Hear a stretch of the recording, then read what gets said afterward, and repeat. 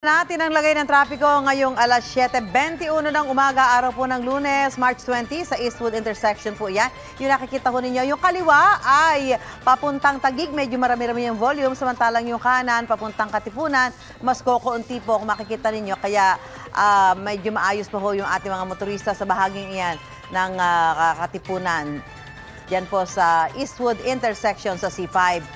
Dako tayo sa Ross Boulevard, yung bandang Kalaw.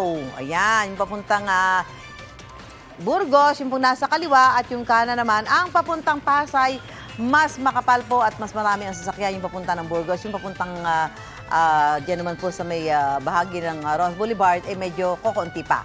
Samantala, tingnan natin ng EDSA Kamuning. Ay, naku naman.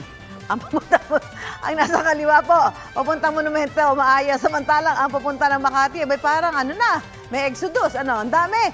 Bahagyan na hong gumalaw ang mga sasakyan sa bahagi yan ng EDSA.